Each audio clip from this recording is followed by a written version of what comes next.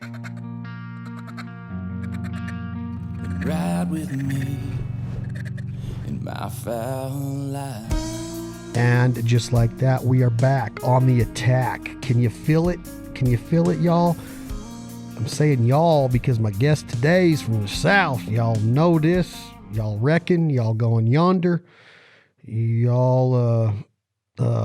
Y'all fixing to do this. Y'all reckon fixing. I mean, I'm going to get them all out today. Today's episode of the Foul Life Podcast is brought to you by our friends at Gerber Knives. You know how we feel about Gerber. We're actually going to be doing a live stream with Gerber. We have an awesome episode of Gerber coming up with Carson, their product development master.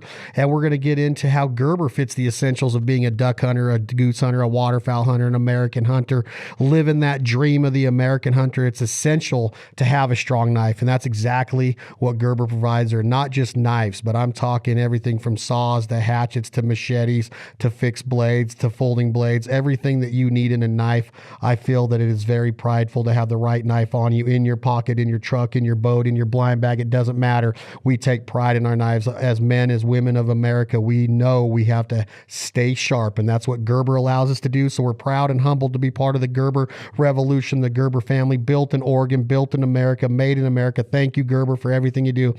Today's episode of the Foul Life Podcast is also brought to you by our friends at Jargon Game Calls, Arkansas, Northeast Arkansas, where the duck country starts in Arkansas before it funnels down to the Grand Prairie around Stuttgart, where Max Prairie Wings is. Jargon Game Calls, the small talk, the icebreaker, the loudmouth, the new chit chat. We got 2 new calls getting ready to launch this week. They will probably be launched by the time you hear this with your pretty little ears, your delicate little ears that you're hearing this. Hopefully your ears are attuned to hearing duck calling, because that's exactly what you're going to hear at jargongamecalls.com, on Instagram at Jargon Game Calls. Check out their calls. They've taken the duck hunting world by storm, and we truly believe in them. Today's guest of the Foul Life Podcast is the master designer, the co-founder of Jargon Game Calls. You've heard him here before. You spell his name Cifreo, Cifreo. His friends call him Chris. His wife calls him Christopher when she's really pissed off at him, but Ashley doesn't get that way very often. Chris, welcome back to the podcast, my man. Hey, how you doing, man? How's everything in Nevada? Nevada. Oh, look at that. Said it right.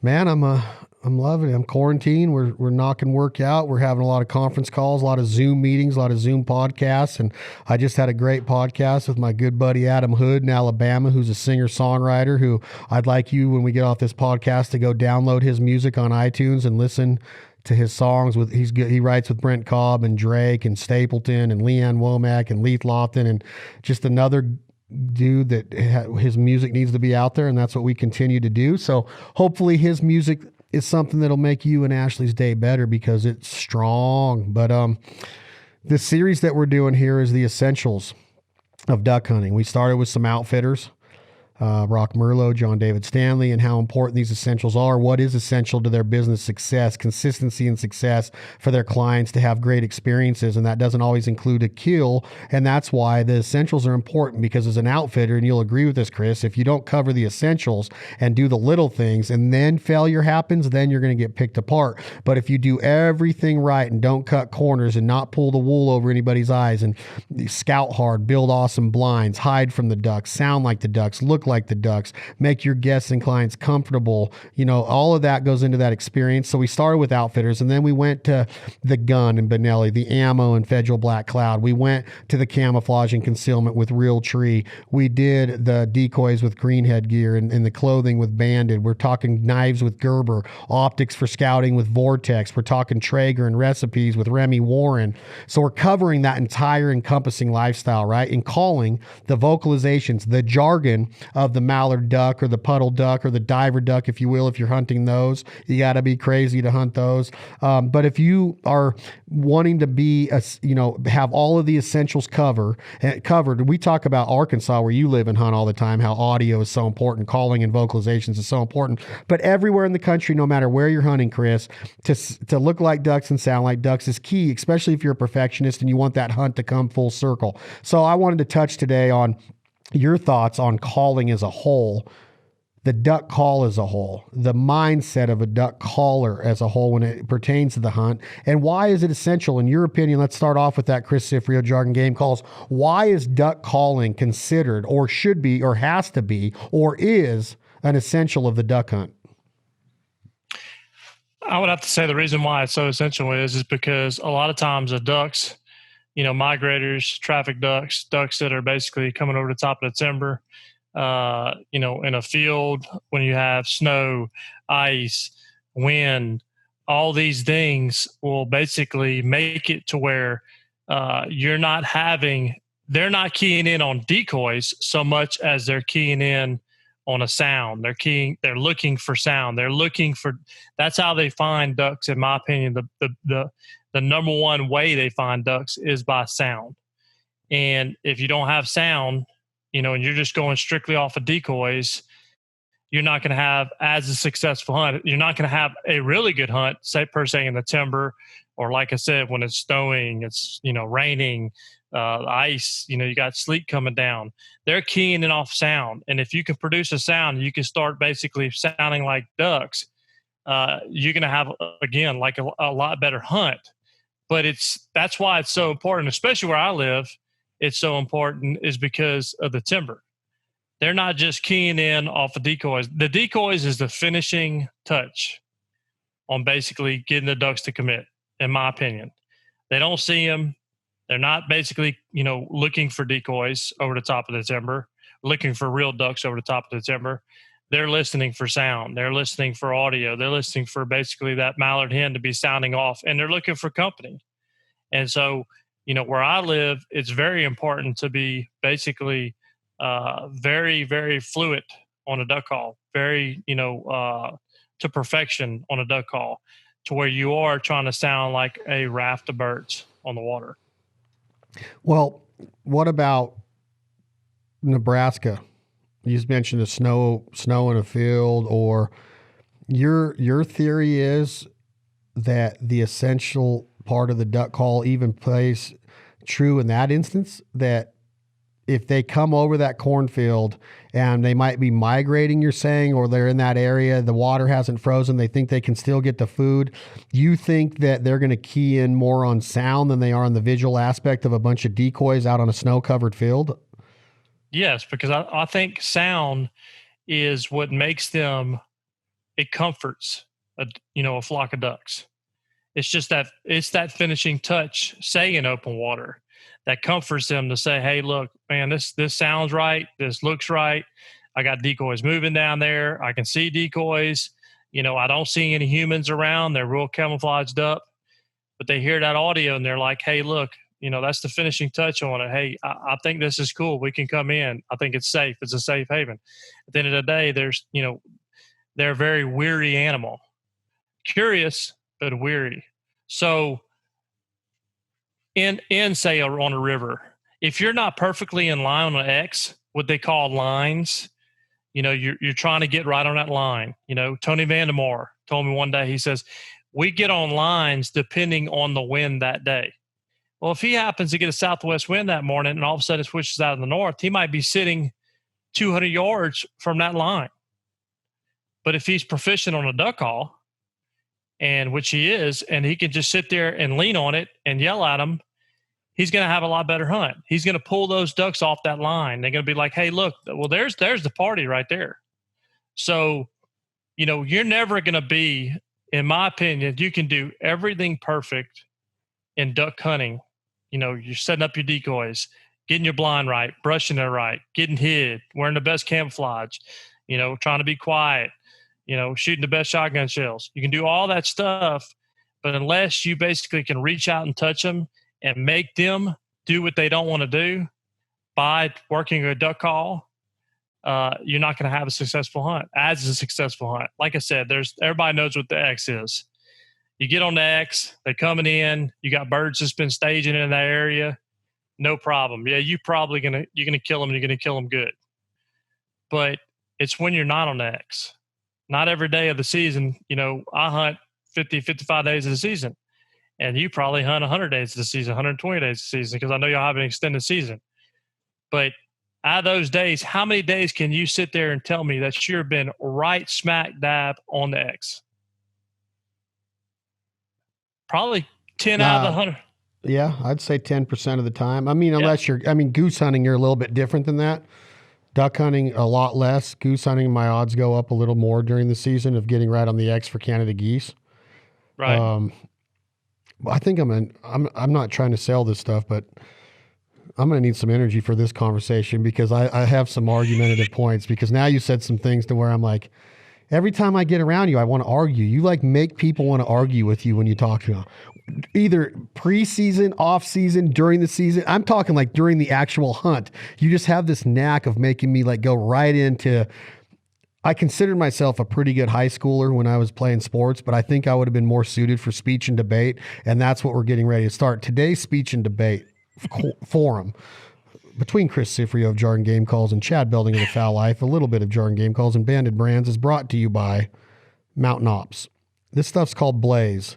Look it up, Chris. You actually drank a drink from it one time. The drink of the Blaze drinks, the energy drinks, the shots are awesome. But Mountain Ops, Salt Lake City, Utah, the Harbison brothers up there, check them out, what they are doing.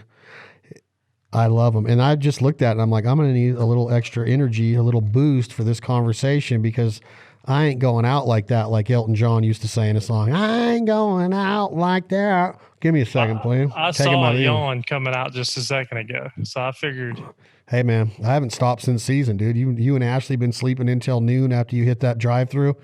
Yeah. I'm quarantined working. Yeah. So you're going to tell me that besides the X, or obviously you have to be in an area where there's ducks. Yeah, absolutely. The tone of your voice is telling me, the bias in your voice is telling me that this apparatus right here, do you see that J on there? You see that? That's one of the duck calls that you designed. That's called the chit chat, in case you forgot. It says chit chat down here in the blackout.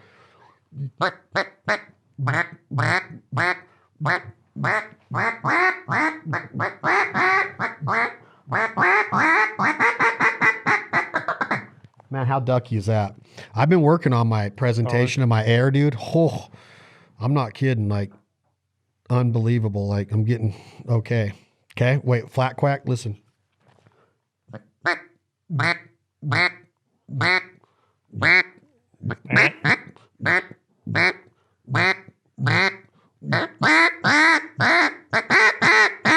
Oh, pure duck, clean duck, just clean. But you're going to tell me that this apparatus right here, the bias in your voice is telling me that besides being in an area where there are ducks, and by the bias in your voice, it sounds like there doesn't even need to be that many. Chris Cifreo just needs a couple to bring more.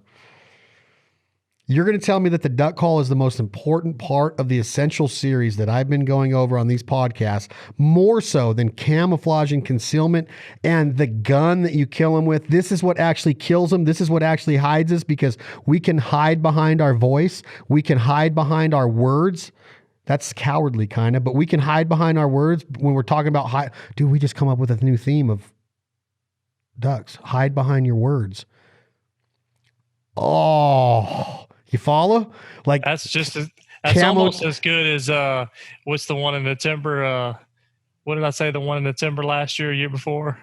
If you can't remember it, it wasn't that strong, dude. You better have it. That's what timber hunters do. Oh, that's what timber hunters do. Yeah, but this one goes with jargon. Hide behind your words. Like, you could be standing out there in a freaking rainbow colored suit and kill them with the jargon, because we sound just like ducks. Dude, I like that. Hide behind your words. That's good. It really is. And you could have all these words stacked up and like in a tree, like flat quack, comeback, greeter, clean duck. Or you could be like raspy. Hide behind your quack. No, hide behind your words, because jargon is words. True. Is that what I said? Hide behind your words? Yeah, but ducks don't speak words, though. Yes, they do. They have their own jargon. This right here, that means Chris and I just got an extra Whopper. That's an inside joke. I hate podcasts that have inside jokes. I always tease Chris because he loves fast food. It's not Whoppers, though. It's Big Macs. It's Big Macs. Okay, and I'd rather a Whopper over Big Mac. Hide. You'd rather have a Whopper over a Big Mac? Absolutely. Hide behind your words. Dude, that's like a double meaning, because in America, in society, you don't want to be that person that hides behind their words, right? You want to be out there and able to say it in front of people, not just backstab somebody or say it on the internet with keyboard muscle. You suck at duck calling, man. and then the name is like Arkansas timber rat, monkey, river rat, da da da da da, right? And you never know who they are. But hide behind your words. That's like saying this duck call helps you hide because it's, I don't know, we'll figure that part out. So, but you're going to tell me that this apparatus right here, this duck call, is the most important, essential on that list I named in the front, besides being in an area where there's ducks? I've seen multiple occasions. Well, more than I can possibly imagine, that it's times that I've been in the woods that I don't have everything set up right, or I've been in the field, but you can blow the heck out of a duck call and you can get them within shooting distance pretty darn quick and pretty proficiently. So I would say, yeah, you can hide, and if you're sounding like birds in the water. Yeah, there's been times where you get stale ducks to where they come in there and they know their area, they done picked you out, they know exactly where blinds are and everything else. But if you're hunting new birds, you're hunting traffic, which I like to do. I don't like to hunt stale ducks, which nobody does, but I don't like to hunt ducks that are just, I like to move and keep on moving down the river or down wherever it might be. I think a duck call is the most, essential thing that you need to have in your bag or with you when you go on a duck hunt. I can't believe there's, I've always said when I was growing up, I never felt like I was a really, proficient, good duck hunter until I learned how to blow a duck call. And I'm still average on a duck call. What? But, I just sent you a yeah. text. Read that text real quick that I just sent you. You can read it out loud. Let's see. Did I eat paint chips as a kid? Dude, are you high or what right now? Can you hear what you're saying? You just said that you believe the duck call is the most important part of the essential series of duck hunting, more so than the hide, the scouting, Absolutely. Wow. Okay, I'm ready to get into this. Did you? I don't know. I see power lines out the window right there. I'm thinking you might live under power lines or something because you got some screws loose, dude. There's not going to be a person in the world that listens to this that agrees with you, but I'll entertain it. Go ahead. Go on with the chlorophyll. Let's just put it this way. Deer hunting. Do you think the most essential thing in deer hunting is a blind and your camouflage? No. It's not the call. No, it's not the call. It's not the call. But what I'm saying is, what I'm going back to is that with duck hunting, okay, you can go lay on a levee. You could wear, an orange jumpsuit and sit there and call ducks in. Why are you wearing that real tree then? Well, because for one thing, it looks good and helps out. I mean, it's a benefit in duck hunting. I mean, it is a extreme benefit. It's gonna help my hunt. It's gonna camouflage me better than it would with me in an orange jumpsuit. Of course, I'd stick out like a sore thumb. But it's putting all the ingredients together. I'm not saying the camouflage is not an attribute to hunting. I'm not saying that the blind's not an attribute. I'm not saying that boats and motors and shotgun shells are not attributes to duck hunting. But I would say that just say this: take this away completely. Take the call away completely. How successful do you think duck hunters are? And take the X away. Yes, anybody can go sit on an X and you can kill ducks. You still got to be a good shot. You still got to, get them in close and so forth. Because there's been times where you find them. Hey, we found them this past year in prairie wings. And we had, okay hunt, then it got a good hunt, a really good hunt, then a really, really good hunt. So what I'm saying is that, there's times that if you didn't have a duck call, most times, more times than other, you're not going to kill them. You're not going to get them close. I can recall off one day this year that it was the first day of the first cold front that came through, and we went and set up on basically a river hole. There was current in there. We put our decoys out. You couldn't see our decoys until they got below the tree line. Well, we yelled. We have 7 good callers in there, and we yelled, da, da, da, da, da, da, da, da, da, and just constantly stayed on. I'm talking about skyscraping ducks. And you would see them break down, and they'd start slowly coming down, and they'd go past you, and you'd hit them again, da, da, da, da, da, da, and then they'd turn around, and they'd come in, and they'd get lower and lower and lower. Those ducks did not want to be there. They weren't rafting in there, but when y'all went in there to hunt, why'd y'all go in there to hunt? hunting traffic. There was all the birds that were in there had left out. And we said, hey, let's just go give it a shot. And I knew a spot where there was a line that they went from a refuge to a refuge. And we got underneath that line. We weren't perfectly on it. We were probably about, 200 yards off of it north. But we could yell at those birds, and the wind was blowing out of the north. And so when we yelled at those birds, you wouldn't believe it, but you're thinking that's what's so cool, killer about that small talk and loudmouth is that, I was blowing the small talk that day. Everybody was blowing it, and we could lean on it. And it's got a certain, pitch to that call that ducks key in on. And everybody in the group said that after we got done with the hunt, because if we wouldn't have had calls, if we wouldn't have been blowing a small talks that day, we wouldn't have killed ducks. You're saying that the actual sound of the actual apparatus now we even took it a step further. Wow. Wow. This guy. So now not only is the duck call become the most important part of that hunt, even though you wouldn't have got out there without a boat, and you wouldn't be standing out there if it wasn't for the waders you have on you. True. You're warm because of the clothes you have on you. But I could have been standing out there without waders. My dad used to hunt in blue jeans and tennis shoes. And he used to hunt without a call too. No? Yeah. A lot of old timers will tell you, you don't need a duck call. My Uncle Mel, he tried to introduce me to Canada goose hunting growing up, and he did, and we killed him. But every time I'd pull my call out, he'd go, you want to go back to the truck, blow that thing. I'd be like, what? Isn't this what you're supposed to do?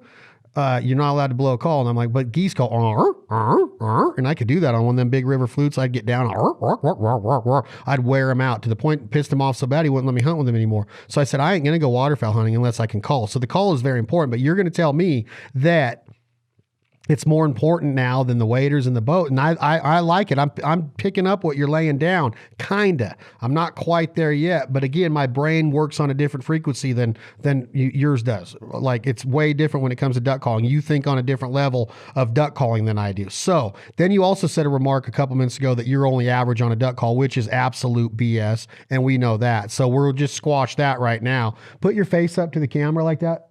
I want to see that hat. Closer. Look at this hat, guys. Now look at me. Look up at the screen. That's me punching you in the face for saying stupid things. You don't say that. I know how proficient you are on a duck call, but now you're going to tell me that now the actual call, the model, now is this biased because you own Jargon, or is this a legit statement that your buddies, are they just saying that because they know it's your turn to buy Big Macs that day? Or are they really being transparent and honest with you? Is like, that sound of that call is what is killing these ducks today. It's hand just sanitizer. like, Get some hand sanitizer, Chris. We keep it a little bit right here. I've been going through a bottle. Why are you putting hand sanitizer on right now? Because I touched the duck call. Who came in there? Huh? Dude, I'm just blew the duck call. Huh? But you blew it. I know. Huh. Cleaning up, buddy. People should. That's what you've been taking baths with. One thing we need to take out of this. One thing we need to take out of this quarantine is wash our hands more, clean up more, yeah. Personal hygiene. Yep. You know them people that got BO and they don't know they have BO, but they don't care that the whole world knows that they got BO, and you breathe in through your nose and you're just like ready to dry heave, and they're just going about their business like, hey, life's perfect. And I'm like, no, you stink, dude. Wash your pits, put on some right guard, smell yourself once in a while. You know, like what I'm saying? Like, take care of yourself. That's a responsibility, right? Those are the people that come up to you and they know they should have brushed their teeth that morning, but they're still going to talk to you in the face. Oh, halitosis. Like and they invade your personal space, like from 18 inches to 4. And you're like, dude, yeah, what are you doing right now? It's like we're in a huddle, quarterback. Back up, yeah. Drew Brees. Yeah. We have like a rule around here. First thing in the morning, you talk to somebody like this. You talk away from them. Yeah, you don't let them hit it. So now you're going to say that the pitch of the call, the sound, the tone, the quality of the sound of the call, you're going to tell me on this podcast right now, and you're a good Southern Christian. Are you Baptist or Christian? You Catholic? Catholic. You're Catholic. You're a Southern Catholic. You fear the man, right? Absolutely. You're a God-fearing man.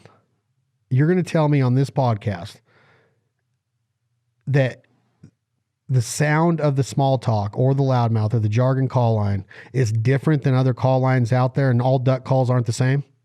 No, it's definitely different. I mean, there's so many. I changed reed materials at one point in time, and I can tell you when you change even reed material, okay, it will make the pitch sound different. It will make the duck call totally different. We went through that before. We talked about going through the whole roll of a Mylar sheet. When you get in the center, that's the ones I like, is in the center, okay? The ones on the outside are good, and they're good for different conditions. They're a little bit stiffer than, say, the ones in the middle and so forth. But that being said, the reason why I'm bringing that up is that, like a cut down call, there's a place for a cut down call. There's been times where I could sit there and I could lean on a J frame or lean on a small talk or lean on a loudmouth all day long, okay? But a cut down call might be something that they want that day. I think the ducks, that's all about reading ducks and being a good duck hunter, is that you really need to read the ducks and give them what they want. If they don't want their decoys all bunched up, spread them out. If they don't want their decoys, basically 3 or 4 or 5 dozen decoys, put a dozen decoys out. Definition of insanity is doing the same thing over and over again, expecting different results. And I truly believe that if you want to, get better, you got to be willing to change. And so that day, we happened to be able to break them. And I can tell you that it has a different pitch than any other duck call on the market. It's totally different. I'm not just saying that. It's the way it's designed. Let me hear it. I didn't go out there and basically and go out there and test a bunch of duck calls. I'll be honest with you, the pitch I just happened to hit. And after we hunted it and tested it, we realized that we had something special. And is this the one that is, if you go home and if a burglar was to break into your safe at home, they would find the original tone board that caused this pitch? Yes. Send me the GPS coordinates. Send me the GPS coordinates. I have that one locked up. Everybody knows it's called the brown money call. That's what it's called. Can you hear it all right? Yeah. Stand up. Back off a little bit. Yeah. Ooh, that sounds good. Yeah, I can hear it. Yeah, so I think the small talk has got a pitch that's, can you hear this? Well, then when you turn away from it.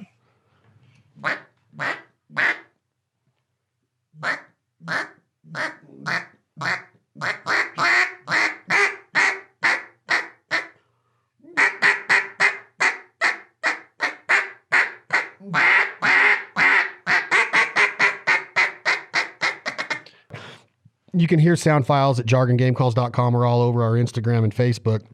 We'll be uploading more. We have a whole instructional series on there. We got more instruction coming. But back to what you're saying now, the pitch of that call in the woods that day, it didn't matter where you were. You could have been in any flooded woods in Arkansas, right? You could have been in the Biomeda, you could have been in the Hurricane, you could have been in Rainy Breaks, you could have been in Big Lake, you could have been anywhere on a WMA, you could have been on private woods. If the ducks aren't in there, the ducks aren't in there. But the chances of seeing ducks in Arkansas at that time of the year, they're pretty good. The chances of seeing ducks during duck season in any given area are pretty good. It's what you do with them. How pressured are they? How well versed are you? How do you think unorthodox are out of the box, right?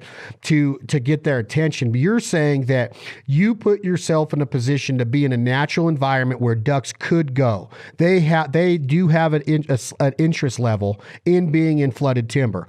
Maybe not exactly where you were that day or where you guys set up your hunt and your decoys and that little current and all of that, right?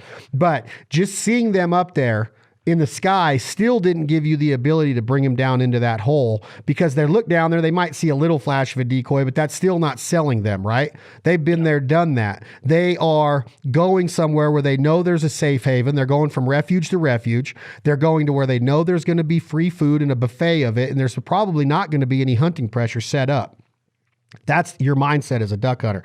We're under them. We're not on the X, but we could run some traffic, which is the funnest thing to do in waterfowl hunting. Now you're telling me that because of you have a duck call in your hand, you've already upped your odds. But the real essential part of this duck call is the actual design of, now we're talking about the small talk that you were using on that given day. The small talk. This is a custom one that we did for the Jack Links company, which we offer that. That's a good looking logo, ain't it? Yeah, it is. But Now you're saying that not just having a duck call on your lanyard, but actually having this specific one. You're in no way, shape, or form saying that if it was Jimbo and John Stevens in there on a Richin tone, they would have done the same thing. They're awesome. They could have got the same results with their duck call. You're saying that an average duck caller that was with you, or are you guys all as good as John and Jim? Because they'd have done the same thing with a short barrel. You're telling me that you did it because of the pitch of this certain call right here, the small talk that you had that day. But would you tell me that somebody like John Stevens and Jim Ronquist or Rick Dunn at Echo Calls, or somebody that's proficient in the woods and have been killing them for years, couldn't have got the same results with the call that they're using? Or is that an unfair question to put you on the spot like that because you live in Arkansas? I mean, it's not an unfair question. I couldn't go that far because you'd have to basically test that hypothesis, whatever you want to call it. There's no way that I could say, hey, yeah, I mean, this is exactly the right reason why, but I can tell you this, that we had duck hunters around us that were blowing. And just to go ahead and tell you, this spot that we hunted, we never hunted before. We went and looked at it one day. I looked at it really, really hard, and I told a couple of my buddies, I said, hey, look, if we can ever get them down in here, if we can see some ducks, I think we could kill them in here. And then we decided, because we didn't have any other places, we went and scouted, didn't have any other places that was holding any birds. We decided, hey, let's go try that spot out. And went, basically set all the decoys up how I thought they were needed to be set up, and kill them. Now, that being said, I couldn't say that, Rick Dunn is known to go in the woods with 6-7 good callers and break the birds from the heavens. I mean, he's just known about that. He's got DVD after DVD after DVD going on public woods and killing them, just killing the snot out of them. So I can't sit there and say that, they couldn't go in there, because, I mean, Jonathan Martin, all those guys, man, they're good on duck calls, and they know how to read ducks and so forth. I think it was everything in a whole. It was what we were using. The small talk is louder than say a J frame that, these other call companies are producing. Not a cut down call or anything like that. Cut down call has got a totally different pitch. It's like a wide volume. This one's loud, but it's got like a crack. It's like whenever it goes off, it cracks. Cow, cow. And so I think that's the reason why it was so, effective. So effective that day, is because the small talk, there is nothing that has that high of a pitch. Because a hail call, a ringing hail or hunting style hail, that'll break birds all day long. Now, cut down calls will too, but it's got a wider or different sound. And normally you can't just take one cut down caller and go in the woods and just blow one cut down, quack, quack, quack, quack, quack, quack, and break birds, even though it's a really high volume call. You have to have 6, 7, heck, this year it was even, I think they had 25 guys in the woods, blowing cut down calls, and that's bringing some racket. But I think that on different days attributes to different calls. So like, say for instance, on the chit chat, on a day it's real still, everything's quiet, you don't have to get as loud. So you could probably take to the woods right here, I know you can, and kill ducks and break birds. It's all about on anything else. Just like, say, for instance, this. You're hunting in the timber. Do you need a full choke in the timber? No. But when you go out in open water, you might need a full choke. And it's not because you want to shoot a long distance. Is you want to hold that pattern as tight as you possibly can, because you got all the wind and all the variables, going against you. So that's why we wanted to offer different lines of calls, and that's why there is different lines of calls throughout call companies. And our company is that on specific days is what you might pick up. Later in the season, I don't really need to blow a small talk as much unless I'm hunting traffic. The birds are kind of there. They've been hanging out. They've pretty much made it down here. They're just bouncing around to different little places. So we call that basically local birds, and they'll get stale to your area. So you want to be a little quieter. So you're going to blow a chit chat, or you're going to blow this new call we're fixing to come out with.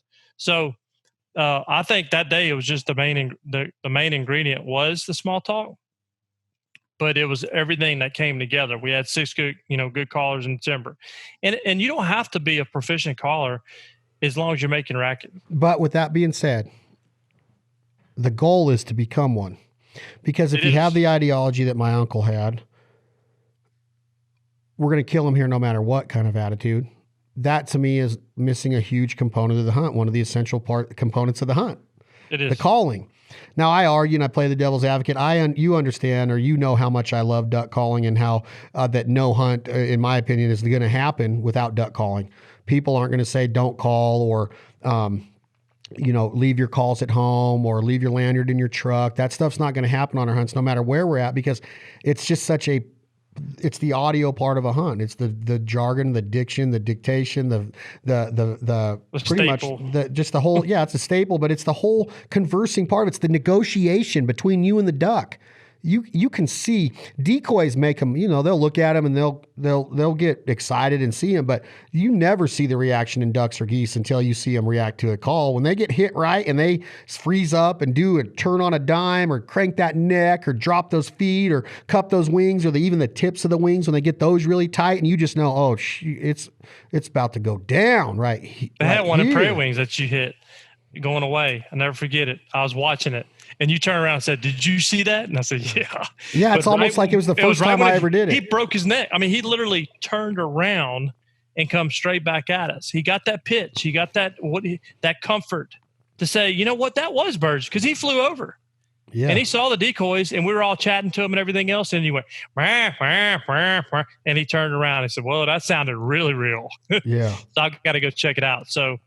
And that part of the hunt, that's why it's essential, because of that reaction, because you're not good. Like when you make a good shot on a duck, you turn around and go, "Man, did you see that shot?" I don't get that a lot, because this is going to maybe sound stupid or it might sound the wrong way. And I hope it doesn't come off the wrong way, but you'd have to be a really, really bad shotgun shot to shoot ducks at the distances that we're shooting, or to miss them. If you miss them at the distances or over the decoys like we are, and I'm not saying that we don't miss, and I don't want people calling me and say they said they never, or whatever.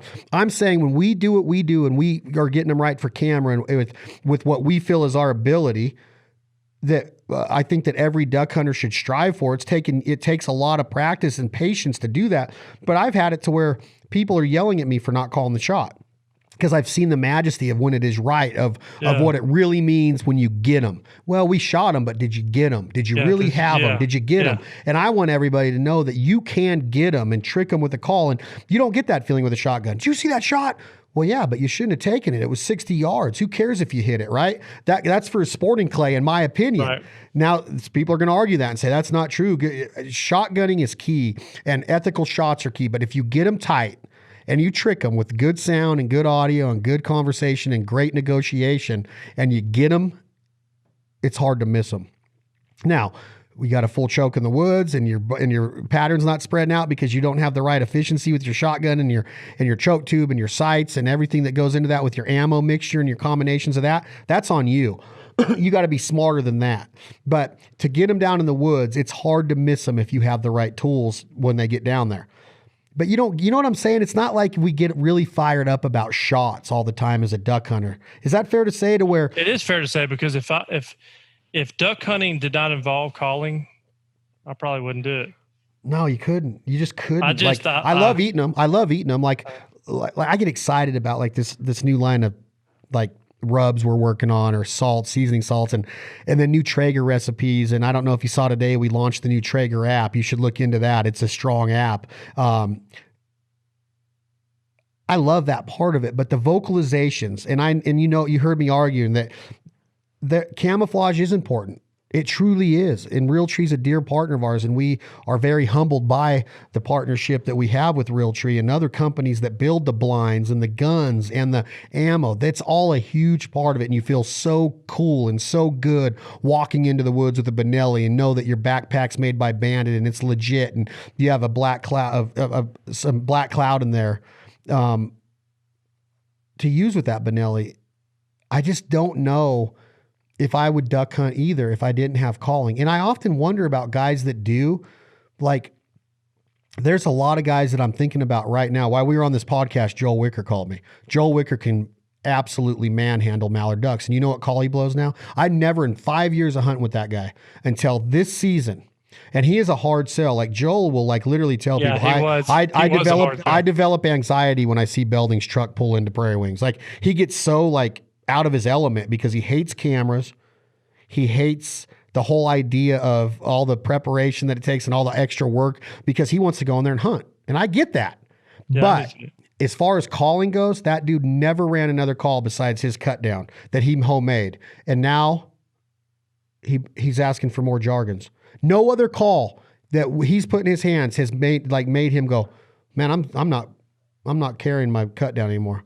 I'm not saying he doesn't carry anymore, but he doesn't use it like he used to. He's blowing these jargons. Marty Hesh. Jargons. Yep. I could tell you to this day, I've watched Marty Hesh destroy ducks, like just manhandle them with the same call. And he goes, now I'm getting those high ducks to break down. He's using jargon every day. So there's something to be said about that.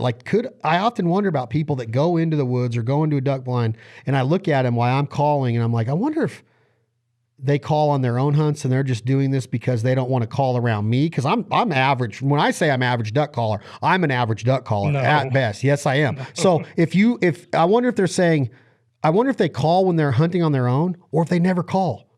If they always depend on their buddies call, I ain't going to call because you guys are calling, right? Justin Martin said it the other day when he went on his first duck hunt with Phil Robertson and Jace. They had no idea until a couple months later, he even knew how to blow a duck call. He's like, we got this big order of calls. We need to send them out. He's like, they're like, we can't get done this. He goes, I'll help. Do you even blow a duck call? And he hit it for him. They're like, whoa, why don't you ever call in the blind? Because why would I call with Phil and Jace call and y'all don't need me, right?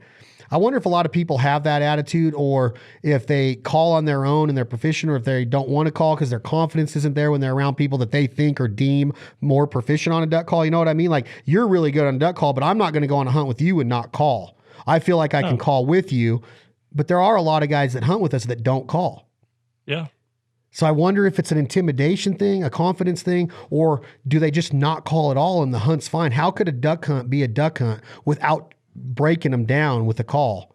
Man, you can't understand that. There's a lot of people that I run into day in, day out that I hunt with. And I'm like, they pick up their duck call literally the day before the season, or a lot of them, they take their duck call out and they're like, man, I should have probably put a new cork in it. This cork's from last year. And I'm like, you didn't prepare your duck call for the hunt the next morning. You hadn't blown your call all year long. I mean, I blow a call every day. At least a little hit on it, just a little lick, because I for one thing, I love to do it, but I want to get better and better and better and better. And the only way that you get better is you can't go out and you can't play baseball. You can't play golf. You can't play any of these sports and expect to just go out and not have practice the whole year and then just go and throw a 60-yard pass, to somebody or basically throw a 95, mile per hour fastball or throw across, the center field and hit home plate. You can't do that. You have to practice with everything you do in life. That's what and there's so many people that I know that don't practice at all. And that's okay because they just want to go out there, I guess, have fun. I want to be the best I can possibly be at anything I do. I want to have the best duck calls. I want to make the best duck calls if I possibly can. Not saying they are. I just want to try. I want to strive to do it. If I'm going out there, I'm a competitive person. If we're going out there, we're fixing to run a 40. By God, I'm going to do whatever I can to try to beat you. You'd have to fix the track or like the shoes. What would need fixed? What do you mean fix? You said you were fixing to run a 40, so you got to fix like your shoes or your hamstring. It's another Southern thing, huh? I just don't get it. I'm fixing to run a 40. Oh, you don't know what fixing is? Yeah, I know what fixing is. Like if this call broke, I could fix it. If this bottle broke, I would glue it to fix it. I'm sorry. Nevada, hold on. I'm about to. I had to break you up right there. No, I know practice is everything. It's like, How can it not be that? But that goes into the essentials is when these things start to become an integral part of your life and you want consistency and success, right? If you want to be consistently successful at duck hunting, you got to work on this stuff, man. Okay. When I was doing a podcast with Matt Pendola, the trainer, the guy that does our training, we'll have a barbecue, right? And we'll be out here and some guys will have a beer in their hand and they'll have a big pot of gumbo or whatever we're cooking that night, right? And they'll walk up to Matt and go, man, how do you look like that? I want to get in the gym and work out on that. Well, and Matt looks at him and goes, dude, I was here 8 months ago and you came up to me and said the same thing. That's what he wants to say to him, because it's that same mindset of like, I want to look like that. I want to be dedicated and committed to being a better version of myself, but they're not willing to drop the gumbo more often than not and take the beer out of their hands more often than not and go work out more often than not. That's the difference. Is like, if you want to write somebody a message in the duck hunting industry and say, I want to become better duck caller. I want to be this. How do you kill these ducks more often? How do you become better? How do you work in the industry? You can't, I don't know how you put it in writing back to them of saying, well, if you really want to be the best and get the most success out of your hunt, maybe start here. Start to see the little things in a hunt. What are you deeming essential for your hunt? Do you want good memories? Do you want good time with your dad and your grandpa? Do you want to be best friends with your dog? Do you want to get somebody new introduced to the sport? You got to know your why. So just as Matt Pandola would break it down in training, or me going to the gym, what am I training for? Am I trying to be an NFL linebacker? No. So I got to know my why. I don't want to look bad on TV because I'm really anal about my aesthetics and I'm vain as shit. I don't want to feel bad when I hunt. Well, you're a duck hunter. You can be fat and eat biscuits gravy. No, I want my ligaments and my joints. I want everything to feel good. When I hop up out of the blind, I want to be strong. I want to run out there, get the ducks with the dog, run back and not be hyperventilating when I need to put my call to my mouth and get the next notes out. I want to sound real. You can't sound real if you're huffing and puffing and hyperventilating. If your knees hurt from going up and down in a blind all the time, that's on you. You might be carrying too much weight. So I have been there through my hunting career. So I said, what is my why? I want to be better. So Matt trains me for what I do. I'm not trying to make it in the major leagues anymore. I can't. I'm 45 years old. No, even though that I can hit bombs, like big bombs. You throw me a fastball in the inner half right now, I'm losing it somewhere over the highway. That's a joke. But what I'm saying is that I'm not training for that. I'm training to be a duck hunter. I'm training to carry my daughter around in a swimming pool and be able to keep up with her. Know your why. So if you want to get on the internet and ask a question, I want to do what you do in life. What is your why? Why do you want to do it? Do you want to get in it because you want to be on TV? Do you want to make a living doing it? Do you want to make a good living? Not every country music star in the world makes the living that Garth Brooks does, but can you make a living? Can you sell out enough shows throughout the year around the country to make a good amount of living, to pay your bills and pay, to take care of your family and be a provider, pay your band, pay all of your roadies and your crew that sets up the stage every night? Is there a profit in it? Or are you just out there because you think your songs are good and you want people to hear them, but you're really not making a living at it? Like, there's difference in that. What is your why? You might be a loaded millionaire that just goes out and plays for fun around 30 people and they love your music, but you have no intention of ever making it big. What is your why?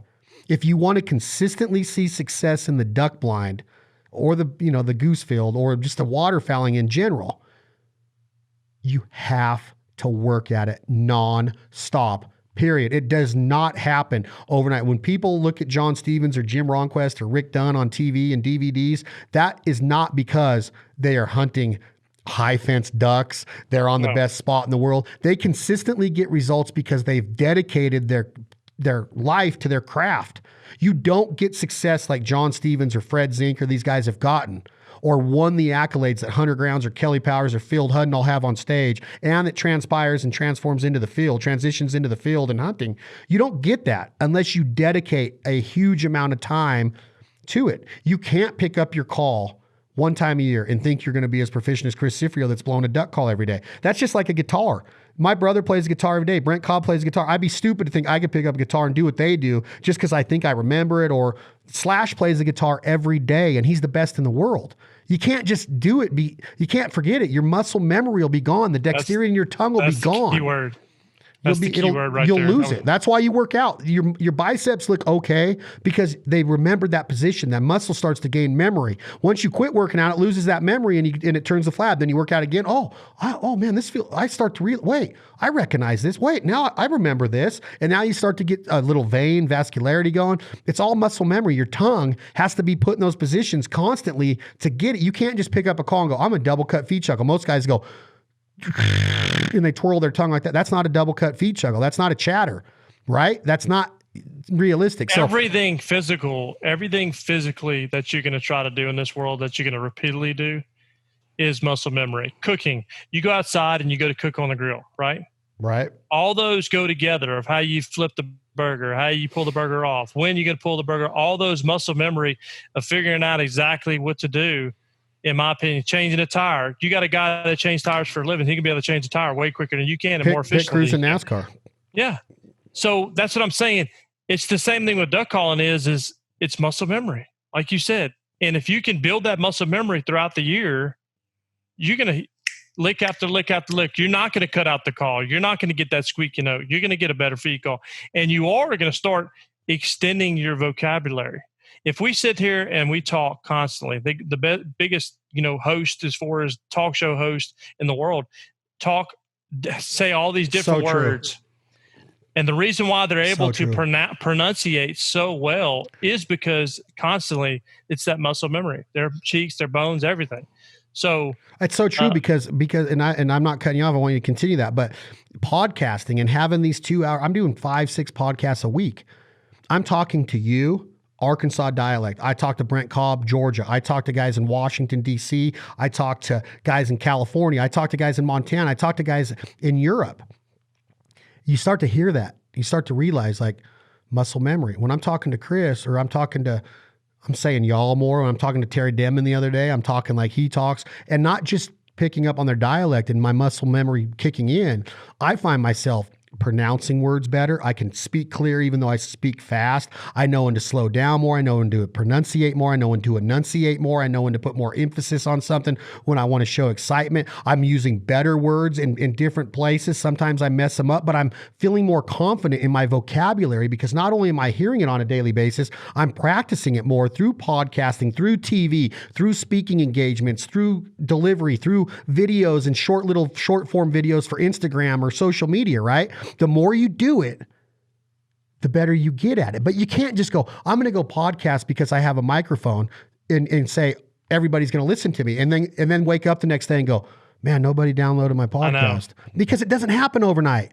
It's building a brand. It's building yourself up. It's building the confidence to come on here and say, people are going to cut us down and say, oh, they didn't have their audio right and the call sound like shit, or, he said something that didn't make any sense at all. Well, that's the chance you take when you're putting yourself out there. But you can't do it or get it out there. Everybody thinks Joe Rogan started podcasting in the last couple of years because it's got so famous for him. Joe Rogan's on like episode 1500, season 13. The dude is a stud at it. And he deserves every bit of his success because he's worked his butt off and he studied it. He saw how Tom Green was doing things with call-ins and remotes and things like that. And he studied it and he launches this podcast and he kicks ass at it. The first one he did was like in a little kitchen. So all I'm saying is that muscle memory and confidence and practice and when you go online and you write a question like, hey man, I want to be a Jargon Pro staffer. I want to be a Rich and Tone Pro staffer. I got this video camera and I'm filming my hunts. Just understand that if you get told no, or if you don't get the results or the answer back that you expected, right? If your expectations are not met with the response you get, don't think of it as anything that is against you or that you don't have what it takes. It's just that you can't just pick up a duck call or a camera. The enthusiasm's awesome, but to get the results, you have to apply yourself. So before you send that message, put together an example. Show us something that you can do, like a better version of yourself, a better version of video. Is there a better theme? Is there a better story? What story are you telling? How does your duck call sound? Are you showing compassion towards the animals and hunting them for the right reasons? Are you going to show me a good recipe? Are you going to show me the look on your dog's face or your daughter's face when she kills her first canvasback or her first green-winged teal? Show me something that is making a better version of it. And show me that you're going to continue to evolve and grow and not just be somebody else that goes, I want to be a pro staffer for company. I'm not saying don't do that because you have to start everywhere. I'm just saying that there's a better way to do it. There's a better way to get better at duck calling. There's more ample content out there than ever before. So none of us have the excuse not to be good at it. It just takes consistent practice, but practice with good technique. It's quality practice sessions, right? It's knowing that. The other day, I grabbed my Chit Chat and in a truck with the window down, all I was doing was practicing all of the different ducks that you do with the clear and the rasp and the boss and all that. I was really getting my tongue in different positions and presenting my air in different ways from my throat to my mouth cavity and using the fatty tissues in my mouth. And at 45 years old, after I don't know how many times of being on stage in Stuttgart, at least 3, and getting destroyed, and going into meat calling contests and goose calling contests after goose calling contests, hunt after trip after trip. I'm still obsessed with making a better version of my duck calling and going, oh wow, that's how Chris gets that. I'm not pushing as hard. I'm not being as aggressive. I'm pumping the brakes. I'm backing off of it. I'm controlling my hot air a little bit more in this instance. And I'm getting a completely new duck that I know because I've recorded it and I sound back. I'm like, man, it sounds ducky. A duck that I've never had before. So right there is a way to go into this coming season and go, I'm going to have a new duck. I got another duck. I'm going to kill him with another duck. They're going to think that I'm really, really real now. That's the way my mind is thinking. That's why a duck call is essential, right? Yep. That's exactly right. And you keyed in on it. I have to touch on something that you said, as far as you said that, somebody might come on here and not agree with what we're saying and, what we're talking about. But the thing about it is what would the world be without somebody not agreeing with you? There would be no conversation. If everybody was like, hey, look, everybody agreed on everything everybody said, what kind of boring world would we be in? I mean, seriously, it'd be boring. That's what makes conversation is. I think what I meant more of it though is like, I don't listen to somebody's podcast and be like, I'm going to go write them a note to tell them how bad they suck or that they need to work on this, right? Yeah. To each their own. I'm just simply saying that I've seen it. Like, it's easy to get on and hate. And to me, that's different than having constructive criticism. I will take constructive criticism, but if you come on to something and say, that podcast was shit, or that recipe you showed was shit, that sucks. You don't do that with chicken, you idiot. Like that totally right there, 100% will get no reaction, ears turned off, don't care what you think. Because if you'd have come on and said, man, that's really cool that you do it that way, but did you ever think, my grandma showed me this one time, if you take a beer can, you stick it up a chicken, you put it on a barbecue, and you put all this dry rub on there, and it's called the puck chuck chicken. I'm like, wow, man, your grandma taught you that? Now I'm like, wow, you're making a better version of me. You're like, you got my interest. You have the right way to approach me. Yeah. That's good jargon right there, or the right way to do it. But if you come on as a hater and you're like, you guys suck at duck calling, and you talk shit about Rick Dunn. No, we didn't. Rick Dunn's a hero of ours. So is John Stevens. So is Jimbo.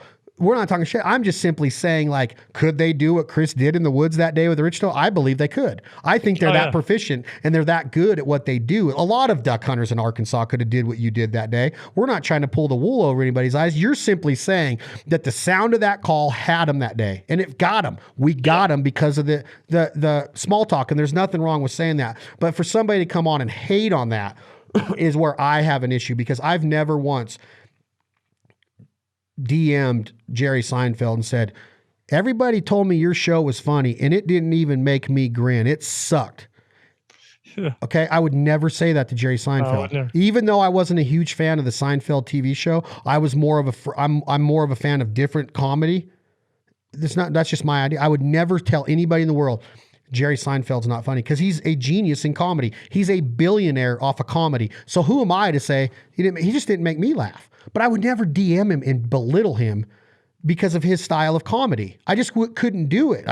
That's a weird mindset to me, to go online and beat somebody up just because they're doing something different or having the confidence to do it, which is a big step. So I was just talking about as far as an opinion, like, everybody's going to have an opinion. You're not going to agree with everything that everybody says. Like, no. I love Trump to death. I love Donald Trump to death. He's a great president. I think he's doing a great job, but there's some things in his past I don't agree with. There's some things he says every once in a while I don't agree with, but there's no way that I'm going to be 100%. My wife, I'm married to my wife, Careful. We don't agree on everything, but if we did agree on how boring would that be? That's why arguments and fighting, and as long as it doesn't get out of hand, it's healthy. You got to keep that blood. It's not a bad thing. We're humans. We're Mother Nature. We're competitive. We're argumentative. We stand on it.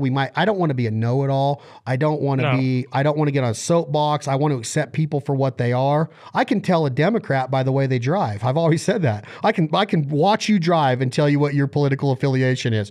That's not an insult. I don't care if you're Democrat or not. Some of my best friends are guys that have been on this this show or on TV with me, they're Democrats. They hunt, but they're not really, liberals or, bleeding heart, but they don't see eye to eye with me on everything. And I think that part of life and the maturity process is being able to accept people, bring them in, hear their points of view, and still be buddies and be able to toast them and still be able to have a good conversation full of jargon. I'm going to learn something from a Democrat. There's been a ton of great leaders that were Democratic. It doesn't matter. I think Donald Trump is a great leader. At one time, he was a registered Democrat. You follow? Mike Bloomberg was a registered Republican, and he just ran on the Democratic ticket to try to take Trump down. And they were friends. They've had many business meetings. It's just, that's politics. You don't, according to Sammy Kershaw, you don't talk about politics, religion, or her. And just now we've talked about all three of them today. You just talked about your wife. We talked about your Catholicism, and we talked about Trump. Knock it off, dude. Let's talk about baseball. Let's talk about NASCAR. Remember that song by Sammy? Oh yeah. So anyway, I think that I just got a text about duck calling. It's unbelievable. Like people, what's that called? Deja vu? Not, but it's like you read some, people can tell that I'm doing this. They didn't even know I was talking about duck calling. It's so weird, dude. Today I was on the phone talking to my business manager about a company called Deck that makes those drawer systems in our truck. They're badass. While I'm on the phone with her, the other line rings and I look at my phone. It's the marketing manager for Deck calling me from Idaho. I'm like, what is going on here? That's just weird, isn't it? That's just weird. Like it's like somebody's watching you, which they are. They are. These drones and all these security systems. Somebody's watching us, dude. I know they are because I'll sit there and talk about something and then all of a sudden it'll pop them on the phone. It's weird, ain't it? Yeah. The essentials of duck hunting, jargon, duck calling. Check them out at jargongamecalls.com. We're going to have many more episodes, of the Foul Life podcast with Chris Cifreo, my partner in jargon, co-founder. Sorry about that. My allergies are killing me. It is not the coronavirus. Please don't cut right in. He coughed. Isn't it unreal that you can't sneeze or cough anymore? That little meme that says they used to say, God bless you. Now they look at you like, you kidding me? You just sneezed? Like you're like a mass murderer, like Charles Manson if you sneeze now. Our society's changing little by little. But we're going to have several episodes with Chris Cifreo coming up. He is a genius duck call designer and duck caller. Thank you for your knowledge. The essentials of duck hunting, the duck call, the jargon, the language, the vocabulary, the mallard duck, the puddle duck, the diver duck. Get with it. Practice. Make a better version of yourself and your duck calling and the way that you get after them. That name right there. Jargon. Can you read that, Chris? Yep. Looks good. Did you like it when I named it that? Was that one good thing I brought to the table? Yeah, that was awesome. Wait, before we get off here, we got 2 new calls coming out. We're launching them this week. Show them to me. You got them there? You got one of them there? Oh, here it goes. Wait, drum roll. Look at the live duck. Hold on a second. Let me get a little video of that. Oh, buddy. That's Chris Cifreo, my partner in jargon, founder of Jargon. That's the new live duck. Hold it down a little bit, Chris. A little bit more. Look at that thing. Hold it back a little bit from the camera. Look at that. Launching soon. We have one other one we're not going to tell you about today, but launching 2 new calls this week at jargongamecalls.com. That is a J-frame series live duck. Chris, what's significant about the live duck? Whines, loud as far as it's not as loud as a small talk, but it's got a different sound, totally different sound. It's got a lot more just whiny, squealy. Has a good bottom end on it, powerful on top. Just overall got a lot more hold. A lot of hold in that call. The new live duck by Jargon. We'll be announcing the other call that we're launching very soon. That's Chris Cifreo, Jargon Game Calls. This has been another episode of the Foul Life podcast. Thank you for joining us. This episode, again, was brought to you by our friends at Gerber Knives, Jargon Game Calls. Please continue to support the partners and sponsors that support us. Look for the new live duck on jargongamecalls.com. We will be in dealers around the country this year. We can't wait to announce that going into the late summer, early fall. We love it. We love the idea of the essentials of duck hunting and becoming better. Nobody knows it all. We can't figure these things out. They're so smart. When their brains are the size of a peanut, they trick us. We merely exist in a duck's world. That's why we have that on our trailers and trucks. I truly feel that mallard ducks control my world. I love my daughter. I love my mom. I love my dad, even though he is up in heaven. I love my brothers. I love my community, my friends, everything. But my mind is 100% most of the time thinking about that little green-headed thing we call a mallard duck. It's essential to become the best duck hunter we can be, the best conservationist, the best naturalist, the best provider. We want to provide. We want to get them close. We want to be ethical. We want to dispatch them and harvest them with ethics, no cripples. We want our badass trained duck dogs like Chris Cifreo's Lexi to run out, bring them back, put them on the strap, take the breast meat off, pluck them with the fat on, render them, and put them on the table for your friends and family as a bounty for everybody to enjoy. Be a provider. Learn the essentials of duck hunting. JargonGameCalls.com. Look at the small talk, the loudmouth, the icebreaker, and now the chit chat and the live duck. One more coming this week. We're proud of them. Find us on YouTube, find us on Instagram, find us on Facebook.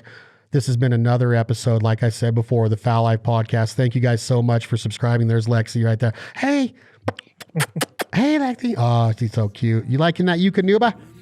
Love you, Lexi. All right, Tom, hit that button. This is 2 a.m. Logic. That's another essential episode. The duck call, vocalizations, the jargon of the mallard duck. Chris Cifreo, thank you. Any closing words? No, just remember muscle memory. Muscle memory. And the golden arches. Like getting decoyed into mallard ducks. Decoys. Chris gets decoyed into that parking lot because he sees them golden arches and it comes this aura comes over you, right? Like sesame seed bun, 2 pickles. I can't remember that song that Mary Lou used to sing on the commercial. I haven't eaten any fast food since all this stuff. Atta baby. Stay strong, man. Mix up a shake. I'm going to get one right now. Chris All right, Cifreo, man. Jargon Game Calls. Thank you all for joining us again. This is 2 a.m. Logic. The song's called My Foul Life.